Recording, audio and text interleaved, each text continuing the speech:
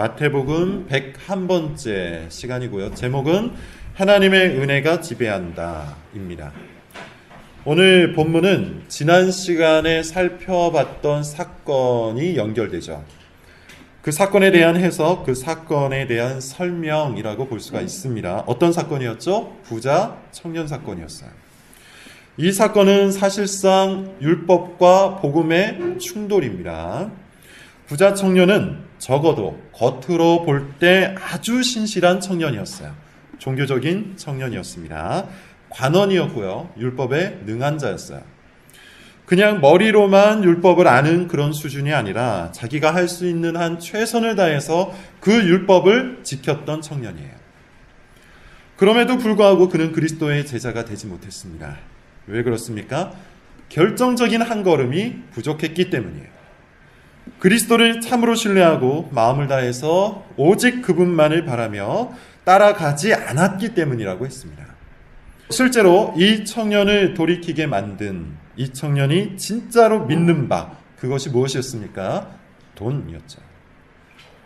재물이 많았던 이 청년은 재물을 버리고 나를 따르라 라고 말씀하셨던 예수님의 말씀을 듣고 근심하며 돌이켜서 되돌아가 버렸어요. 겉으로는 하나님의 율법을 힘써 지켰지만 마음으로, 자기의 심령으로는 하나님을 사랑하지 않았던 거예요. 대신에 무엇을 사랑했습니까? 돈을 사랑했던 거예요.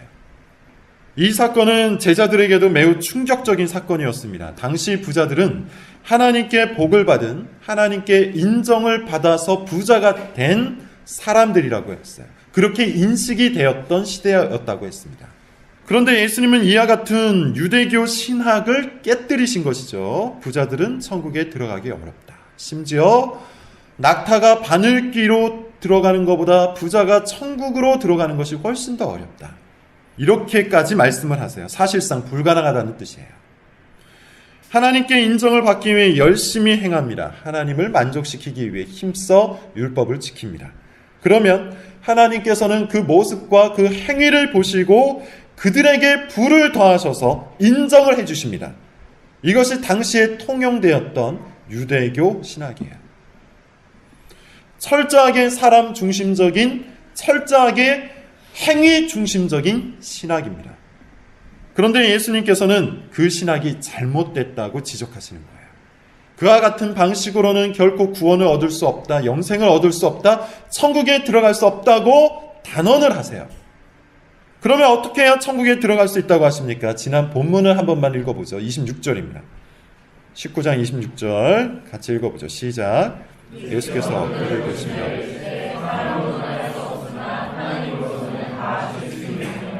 부자는 천국에 들어갈 수 없다. 유대교 신학을 깨뜨리시는 예수님의 말씀을 듣고 제자들까지도 경악을 했어요. 그리고는 물어봐요. 어떻게 해야? 그렇다면 도대체 어떻게 해야 구원을 얻을 수 있습니까? 예수님이 답하십니다. 사람으로는 할 수 없다. 그러나 하나님께서는 다 하실 수가 있다. 지금까지 마태복음에서 일관적으로 말씀하고 계신 바입니다. 사람들은 힘써 노력하여 율법을 지킬 수 있어요. 조금만 더 힘써서 노력하는 사람은 상당히 많이 율법을 지킬 수도 있어요. 그러면 그 사람들은 자기들이 무엇인가를 해냈다는 자부심을 갖게 되죠. 스스로 만족스러운 거예요. 열심히 경건생활, 열심히 종교생활, 열심히 신앙생활을 한 후에 자기가 해놓은 신앙생활을 보고 스스로 만족감을 갖게 된다는 겁니다. 그런데 문제가 있죠. 하나님께서 세우신 기준은 단 하나의 법도 어겨서는 안 된다는 거예요. 게다가 단 한 번이라도 어겨서는 안 돼요. 심지어 마음으로도 어겨서는 안 돼요. 이것이 산상수훈에서 예수님이 하신 말씀이에요. 열심히 성경과 교리를 공부합니다. 열심히 신앙생활을 합니다. 열심히 사회활동을 하고 선행을 베풉니다. 그러면서 스스로 보람찰 수는 있을 거예요. 하지만 하나님을 만족시킬 수 있는 사람은 아무도 없어요. 사람은 이 부분에 대해서, 하나님을 만족시키는 이 부분에 대해서 철저히 무능력하기 때문이에요. 본성적으로 하나님을 사랑할 능력이 없기 때문이죠. 대신에 누구만 사랑합니까? 오직 자기 자신만 사랑할 뿐이에요. 하나님을 사랑하지 않고 하나님의 율법을 지키는 것, 그것 자체가 죄이기 때문에 그 누구도 하나님의 율법을 통하여 하나님을 만족시킬 수가 없단 말이에요. 따라서 사람은 자기 자신만을 사랑하는데요, 자기 자신을 돌보는 일에 모든 힘을 쏟아붓기 마련입니다. 본성적으로 그래요. 자기를 먹이죠. 자기를 입힙니다. 자기를 따뜻하게 하고 자기를 즐겁게 하며 자기를 만족시키는 일을 그냥 본능적으로 해요. 누가 시키지 않아도 그냥 그것을 합니다. 모든 사람들은 본성적으로 자기의 유익을 구하기 때문이에요. 그런 의미에서 모든 사람들은 하나님의 법을 지킬 수가 없다는 말입니다. 하나님의 법을 지킨다는 것은 예수님의 말씀을 따르면 그저 겉으로 드러나는 규칙 준수 정도가 아니기 때문이죠. 하나님의 법을 지킨다는 것은 마음으로 하나님을 사랑하며 지키는 거예요. 내 유익을 구하지 않고 하나님의 유익을 구하는 것이고, 내 즐거움을 구하지 않고 하나님의 즐거움을 구하는 것, 그것이 하나님의 법을 지키는 거예요. 내 영광과 내 만족과 내 성공을 구하지 않고 오직 하나님의 나라와 그의 의를 구하는 것, 먼저 그의 나라와 그의 의를 구하라. 그것이 하나님의 법을 지키는 겁니다. 그런데 모든 사람은 태어날 때부터 본성적으로 하나님을 사랑하지 못해요. 이 부분에 있어서 철저히 무력해요. 그럴 능력이 없어요. 오직 자기 자신만 사랑합니다. 따라서 본성이 변하지 않은 사람이, 심령이 변하지 않은 사람이 아무리 종교활동을 열심히 한다 할지라도, 아무리 신앙생활을 열심히 한다 할지라도 사실 하나님의 법을 어기는 것이 되는 거예요. 그렇다면 부자 청년과 예수님의 말씀이 이제 조금 이해가 될 수 있죠. 부자 청년은 정말 열심히 하나님의 말씀을 지켰어요. 율법을 철저히 지켰어요. 자기 행위를 중심으로 하나님의 마음에 들려고 노력한 거예요. 그래서 이렇게 물어본 거죠. 어떻게 해야, 내가 어떻게 행하여야 영생을 얻을 수가 있겠습니까? 하지만 부자 청년은 마음으로는 무엇을 사랑했습니까? 그가 진짜로 의지했던 바는 뭡니까? 돈이었어요. 그렇게 예수님은 부자가 천국에 들어가는 것은 거의 불가능하다, 이렇게 말씀하시는 겁니다. 부자들은 그 마음속에 하나님을 대신할 것들이 이미 꽉 차 있기 때문이에요. 이미 충분히 배가 부르기 때문에 더 이상 하나님으로 배부르고 싶은 마음이 없기 때문이죠. 이미 충분히 안전하고 이미 충분히 먹을 만하고 이미 충분히 존경과 인정을 받고 누리고 있기 때문에 하나님의 도움이 전혀 필요가 없는 거예요. 그래서 하나님을 사랑할 수가 없는 거죠. 그렇다면 과연 누가 들어갈 수 있을까요? 그렇다면 과연 누가 천국에 들어갈 수 있을까요? 이에 대해서 예수님은 아주 명확한 답변을 주세요. 사람은 절대로 스스로의 능력, 스스로의 행위, 스스로의 공로를 갖고 천국에 들어갈 수가 없다. 하지만 하나님께서는 그 누구라 할지라도 누구든지 천국에 들어가게 하실 수가 있다. 여기서의 강조점은 뭐죠? 사람이 할 수 없다는 것, 거기에도 있지만 더 중요한 강조점은 하나님은 하실 수 있다는 것이죠. 스스로의 힘과 자격과 조건으로는 절대로 들어갈 수 없는 그 천국을 하나님께서는 들어가게 해 주실 수 있다는 거예요. 이게 뭡니까? 성경이 누누이 강조하고 있는 하나님의 헤세드, 하나님의 자비, 하나님의 긍휼, 곧 은혜입니다. 하나님을 사랑하는 마음, 그것이야말로 천국에 들어갈 수 있는 유일한 징표입니다. 하나님은 중심을 보시기 때문에 사람의 겉으로 드러나는 외양, 외식하는 그 모든 위선을 구분하실 수 있어요. 하나님은 중심을 보시기 때문에 우리가 진정 하나님을 사랑할 때에만 비로소 하나님 나라에 들어갈 수가 있단 말이에요. 그런데 그 본성을 바꾸는 일은 누가 할 수 있습니까? 사람이 스스로 자기 본성을 바꿀 수 있을까요? 불가능해요. 하나님만 우리의 본성을 바꿔서 하나님을 사랑하게 하실 수가 있어요. 이것을 신학적인 용어로 중생이라고 합니다. 거듭남이라고 합니다. 그리스도 안에서 주어지는 새로운 생명, 그리스도 안에서 주어지는 새로운 창조, 새로운 본성, 그것이 천국에 들어갈 수 있는 유일한 입장권이래요. 사람이 절대로 할 수가 없는 거죠. 이것은 마치 죽은 사람이 스스로를 향해서 살아나라! 라고 명령하는 것과 같아요. 그래서 사람이 할 수가 없는 거예요. 이것은 마치 개미가 스스로를 향해서 사람이 되라고 명령하는 것 같아요. 그래서 사람이 스스로 할 수가 없는 거예요. 육식동물이 자기 자신에게 이제부터 풀을 먹자 이렇게 다짐하는 것과 같아요. 절대로 불가능한 일이라는 것이죠. 방법은 딱 한 가지. 초월적인 능력을 갖고 계신 분이 사랑을 품고 기적을 일으키는 겁니다. 초월적인 능력을 갖고 계신 분이 사랑을 품고 죽은 사람에게 살아나라고 명령을 할 때에만 이 놀라운 기적의 역사가 일어나는 겁니다. 그렇게 할 아무런 이유가 없는 그분이 오직 자기의 사랑 안에서 새로운 생명과 새로운 창조와 새로운 본성을 일으키는 사역, 그것이 하나님의 구원 사역이에요.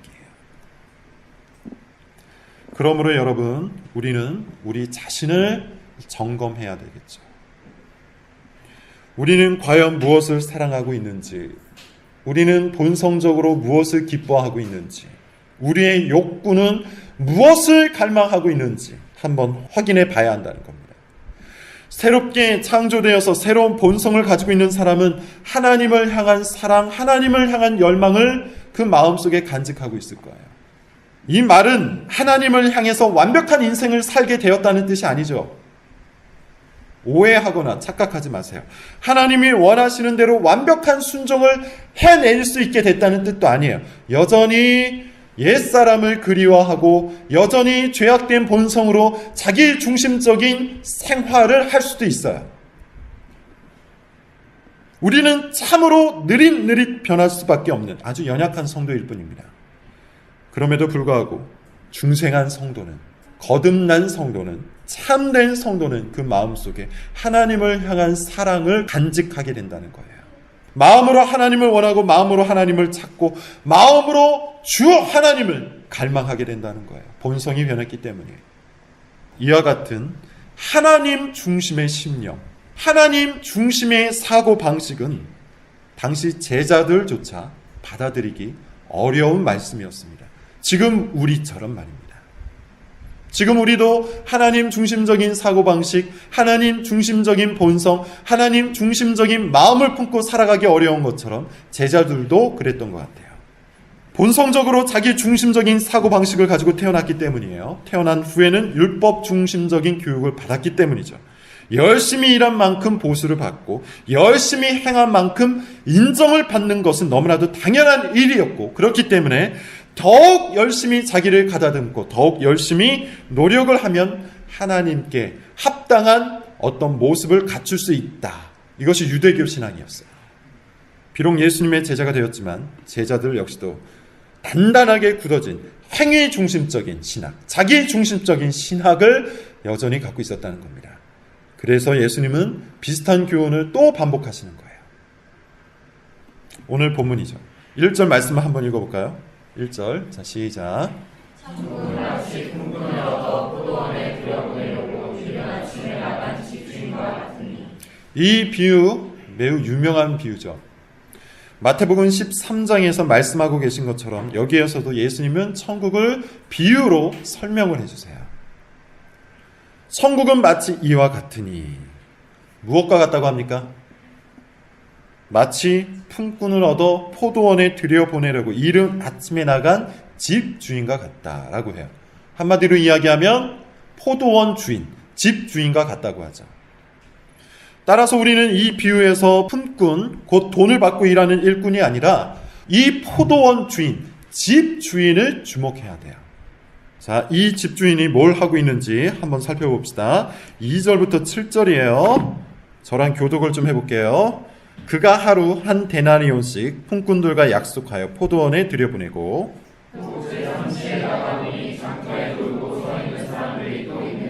그들에게 이르되 너희도 포도원에 들어가라. 내가 너희에게 상당하게 주리라 하니 그들이 가고 제11시에도 나가보니 서 있는 사람들이 또 있는지라 이르되 너희는 어찌하여 종일토록 놀고 여기 서 있느냐. 이르되 우리를 품꾼으로 쓰니 이가 없음이니이다. 이르되 이 집주인, 이 포도원 주인은 무엇을 합니까? 일꾼들을 불러 모으고 있죠. 근데 시간별로 불러 모으고 있어요. 총 5번을 부르는데요. 가장 먼저 이른 아침에 불렀다고 하는데 몇 시경일까요? 일반적으로 유대 문화 속에서는 아침 6시예요. 유대인들은 아침 6시부터 하루가 시작된다고 믿었기 때문에 아침 6시를 0시로 기준점으로 삼아요. 그래서 0시에 일꾼들을 섭외를 해서 한 데나리온씩 주겠다고 약속을 하죠. 그리고 다시 3시에 나가서 일꾼들을 또 불러 모아요. 그렇다면 3시는 몇 시일까요? 0시가 아침 6시니까 3시는 아침 9시가 되겠죠. 그리고 다시 5절을 보시면요. 6시와 9시에 부르는데 몇 시일까요? 12시와 3시입니다. 그리고 마지막으로 11시에 부른다고 하죠. 11시에 부른다고 하는데 이때가 몇 시일까요? 저녁 5시쯤 돼요. 다 끝날 때입니다. 사실 문제는 그게 아니에요. 어차피 이 사람은 포도원 주인이었기 때문에 자기 포도원에서 일할 일꾼들을 자기 마음대로 불러도 상관이 없죠. 그런데 문제가 터졌습니다. 어디에서 터졌는지 한번 보죠. 8절부터 11절입니다. 같이 읽어봅시다. 시작. 정말 포도원 주인이 정직에게 이르되 품꾼들을 불러 낮은 혼자부터 시작하여 먼저 혼자까지 삭슬 주라 하니 제11시에 온 자들이 한 데나리온씩을 받거늘 먼저 온 자들이 와서 더 받을 줄 알았더니 그들도 한 데나리온씩 받은 자. 이 집주인이 이상하게 계산해서 품삯을 나눠주고 있죠. 우리가 상식적으로 생각할 때는 일한 시간이 다르니까 차등 지급을 해야 하는데 모두에게 똑같이 품삯을 준 거예요. 누가 억울할까요? 상식적으로 볼 때 누가 억울할까요? 당연히 제일 먼저 온, 이른 아침에 온, 0시, 아침 6시에 온 그 일꾼들이 억울할 수밖에 없겠죠. 왜냐하면 자기들보다 일을 덜 한 사람들, 특별히 저녁 5시쯤에 온 그 사람들조차도 동일한 품삯을 받았기 때문이에요. 열받은 겁니다. 11절 12절을 보세요. 열받은 그들이 집주인을 향해서 이렇게 말합니다. 시작. 받은 후 집주인을 원망하여 이르되 나중에 이 사람들은 한 시간밖에 일하지 아니하였거늘 그들 종일 수고하며 거리를 던지고 하게 하리나이다. 상식적으로 보면 그럴만하죠. 열받을만 합니다. 그 더운 날에 하루 종일 일했는데 다 끝날 때 와서 고작해야 1시간 정도만 일한 사람과 똑같은 돈을 받다니 억울하죠. 얼마나 화가 날까요? 일한 만큼 보상을 받는 것이 정상적인 사회 아니겠어요? 그런데 집주인은 이렇게 말합니다. 13절 15절입니다. 중요하니까 다 같이 읽어볼게요. 시작. 주인이 그 중에 한 사람에게 대답하여 이르되 친구여 내가 내게 잘못한 것이 없노라. 내가 너와 한 데나리온의 약속을 하지 아니하느냐. 내 것이나 가지고 가라. 나중 온 이 사람에게 너와 같이 준 것이 내 뜻이니라. 내 것을 가지고 내 뜻대로 할 것이 아니라 내가 선함으로 이런 말입니다. 나는 처음부터 너와 한 데나리온을 약속했다. 다른 일꾼들에게도 똑같이 한 데나리온을 약속했다. 12시에 오든 3시에 오든 5시에 오든 그게 뭔 상관이냐. 내가 너에게 약속한 것 같이 그들에게도 똑같이 약속을 했을 뿐이다. 뭐가 문제냐? 내가 내 것을 가지고 내 마음대로 쓰지 못하겠느냐? 이것이 어째서 악한 일이냐? 오히려 선한 일이 아니냐? 그리고 예수님은 이렇게 마무리를 하고 있어요. 16절입니다. 16절 시작. 이와 같이 나중된 자로서 먼저 되고 자, 많이 읽었던 구절이죠. 이미 우리가 한번 읽었습니다. 우리는 이 비유가 부자 청년 이야기에서 비롯되었다는 사실을 알아야 돼요. 그리고 부자 청년 이야기를 마무리하면서 예수님께서 16절에 있는 이 말씀을 19장 마지막 절에 그대로 하셨다는 것도 주목해야 합니다. 19장 30절을 한번 보세요. 눈으로만 보세요. 그렇죠? 즉, 이 비유는 단독으로 존재하는 비유가 아니고 앞에 문맥, 부자 청년 이야기와 함께 읽어야 한다는 것이죠. 부자 청년 이야기의 최종적인 교훈 무엇이었습니까? 앞서 이미 말씀드리고 있는 것처럼 사람은 할 수 없지만 하나님은 하실 수 있다는 거예요. 사람은 자기 능력으로 자기 행위로 구원을 얻을 수 없지만 하나님께서는 누구든지 구원하실 수 있다는 거예요. 그것이 최종적인 교훈이었습니다. 따라서 제자들에게 예수님은 지금 무엇을 요구하고 계신 것이죠? 자기 중심적인 신학을 벗어던지고 자기 행위를 중심으로 마련된 신학을 벗어던지고 하나님 중심적인 신학, 하나님 중심적인 생활을 요구하고 계신 거예요. 하나님은 다 하실 수 있다. 자기 중심적인 신학이 뭡니까? 부자 청년이 가지고 있었던 신학이었죠. 부자 청년이 가지고 있었던 이 자기 중심적인 신학은 자기의 행위를 통해서 자기가 노력한 만큼 자기의 가치와 자기의 정체성과 자기의 자존감과 자기의 보상을 얻을 수 있다는 신학이에요. 하나님의 말씀을 열심히 지키면 하나님께서 그만큼 내 인생 가운데 보상을 주신다. 선행을 베풀고 힘써 신앙생활을 하면 하나님 마음에 들 수가 있다. 노력하는 사람은 노력한 만큼 반드시 보상을 얻는다. 이것이 부자 청년의 신학, 자기 중심적인 신학이에요. 그런데 자세히 보십시오. 이 자기 중심적인 신학을 자세히 뜯어보십시오. 이 신학은 하나님 중심이 아니죠. 사람이 중심이죠. 다시 이야기하자면 사람의 행위에 따라서 하나님께서 일하실 뿐이죠. 사람이 이만큼 일하면 하나님도 이만큼 일하는 거예요. 사람이 요만큼 일하면 하나님도 요만큼 일하는 거예요. 사람의 행위에 따라서 하나님이 통제당하는 신학, 이것이 자기 중심적인 신학, 행위 중심적인 신학의 특징이에요. 사실상 세속적인 신학이에요. 그리고 이 신학은 천국에 합당한 신학이 아닙니다. 천국은 마치 무엇과 같다고 합니까? 자기 것을 가지고 자기의 뜻대로 베푸는 포도원 주인과 같다고 해요. 하나님은 자기 것을 가지고 자기 뜻대로 일하십니다. 사람들이 조정하는 대로 움직이시는 분이 아닙니다. 사람들이 행하는 만큼 반드시 보상해 줘야 하는 의무가 하나님께는 없습니다. 아주 중요한 말을 지금 제가 했습니다. 하나님은 사실 우리에게 아무런 의무가 없는 분이에요. 하나님께서 우리를 도와주실 의무가 있습니까? 그럴 의무가 없어요. 하나님께서 우리를 돌보실 의무가 있을까요? 하나님께서 우리를 구원하실 의무가 있습니까? 그런 의무가 없어요. 왜냐하면 우리는 하나님께 이와 같은 의무를 요청할 자격이 없기 때문이에요. 우리는 하나님을 배신한 존재고, 하나님을 무시한 존재고, 하나님을 감히 통제하려고 했던 존재예요. 그럼 우리가 어찌 감히 하나님께 무엇인가를 요청할 수 있단 말입니까? 그런 우리가 감히 우리의 행동을 들고 하나님께 보상할 수 있는 자격이 있습니까? 그런데 어느 날 하나님께서 우리에게 믿음을 선물로 주셨죠. 그 믿음으로 그리스도를 의지하게 하셨고 그리스도와 같은 위치로 우리를 올려주셨어요. 하나님의 자녀가 되는 권세를 주셨다는 겁니다. 덕분에 우리는 하나님을 아버지로 부르면서 모든 것을 요청할 수 있는 신분이 된 거예요. 하지만 잘 보십시오. 우리가 그렇게 된 이후에 우리의 공로가 조금이라도 섞여 있습니까?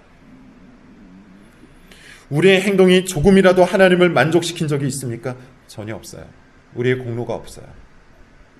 우리의 자격도 없어요. 하나님께서 그저 자기의 뜻대로 자기 것을 가지고 우리를 향해서 기쁘게 나눠주신 거예요. 마치 포도원 주인이 자기 뜻대로 일꾼들을 불러서 일을 시키고 자기의 뜻대로 품삯을 준 것처럼 하나님도 자기의 뜻대로 우리를 신자로 불러주신 겁니다. 그러므로 우리 모두는 우리에게 걸맞은 보상을 받은 존재가 아니고 우리에게 맞지 않는 은혜를 받은 존재예요. 지금 이 말이 굉장히 중요한 말이에요. 우리는 우리에게 걸맞은 보상을 받고 있는 존재가 아니에요. 우리는 그 어떤 것도 받을 자격이 없는 자예요. 그런데 하나님께서는 우리에게 좋은 것들을 마구마구 베푸세요. 아무런 자격이 없는데, 공로가 없는데 좋은 것들이 계속 주어진다는 겁니다. 이것은 마치 이와 같은 것이죠. 한 번도 일을 한 적이 없는데 누군가가 매달 월급을 꼬박꼬박 우리 통장에 넣어주는 것과 같아요. 나는 일한 적도 없는데 통장에는 계속해서 돈이 쌓이는 것과 같아요. 얼마나 좋습니까? 마치 그런 것처럼 천국에 합당한 일을 한 적이 한 번도 없어요. 천국을 위해서 일한 적이 한 번도 없어요. 그런데 하나님께서 꼬박꼬박 천국의 풍요를 우리에게 나눠주시는 거예요. 이것이 뭐죠? 하나님의 헤세드, 은혜인 겁니다. 받을 만한 자격이 없는 자에게 차고 넘치는 것으로 채워주시는 하나님의 친절, 그게 은혜예요. 이 은혜를 받은 사람은 두 가지 면에서 확실한 특징을 보입니다. 첫째, 그 은혜를 베푼 분에게 감사를 하겠죠. 하나님께 감사를 드리겠죠. 당연한 거 아닐까요? 일하지 않았는데 월급을 주는 사람이 있다면 여러분 마음이 어떻겠어요? 심지어 내가 심하게 반대한 사람이에요. 내가 심하게 미워한 사람이에요. 무시하고 경멸하고 내 관심 속에 두지 않은 사람이에요. 그런데 그 사람이 내 형편이 어렵다고 매달 차고 넘칠 정도로 돈을 보내준다면 여러분 마음속에 어떤 생각이 들겠습니까? 한없이 부끄럽겠죠. 한없이 감사하겠죠. 과거에 그 사람을 미워하고 반대했던 것들을 후회하겠죠. 그 사람이 보내준 돈으로 먹고 입고 쓸 때마다 감사한 마음이 들겠죠. 그와 같습니다. 우리는 하나님의 자녀였는데 불효막심하게도 하나님이 죽은 것처럼 살았던 사람들이에요. 하나님이 바로 옆에 계신데 마치 없는 것처럼 하나님을 무시했던 존재예요. 피켓을 들고 하나님을 반대했던 존재입니다.